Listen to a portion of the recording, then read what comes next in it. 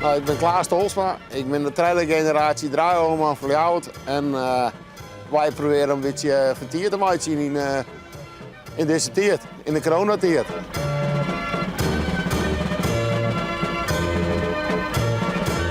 Nou, die meisjes zijn 60 jaar getrouwd. En ja, ik ben bellen om een ouder er rond te brengen, zeg maar, een beetje gezelligheid. Want ze konden niks. Dus vandaar het wargel.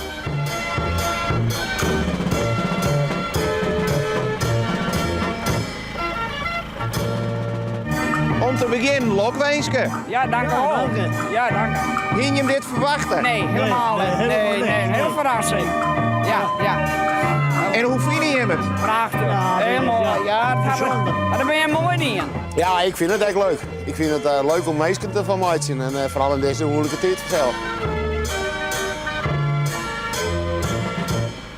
Ja, zeker een bijzonder ding.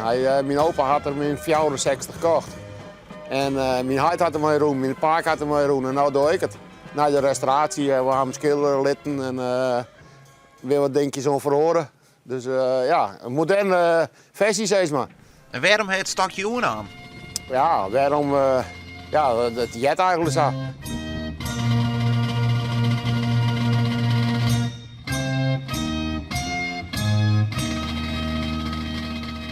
Nou, wij draaien een beetje muziek van deze tijd. Dus Ed Sheeran en TikTok en Radar Love, het kennen ze gek kent net.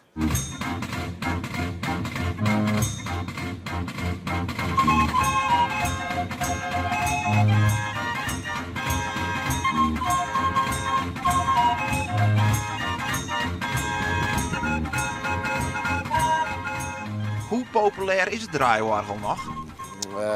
Volgens mij wel aardig populair, vooral nu in deze tijd. De meesten die maken er toch wel aardig gebruik van.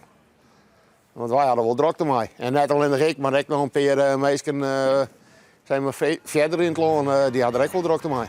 Want hoeveel ben je er nog op uit? Nou, al 4 dagen in de week. Ja. En ja, we kennen de tijd niet meer in, dus nou is dit wel mooi voor zelf. Dus dan zit het net helemaal stil. En als het daar is goed, zuterig waar, het is koud, het ruimt een beetje, Ja. je steen er al. Ja, je mat hè. Oorspraak is oorspraak. Dus waar of geen waar, wij komen altijd. Maar als het warm, rein, snij, dat maakt het niks uit.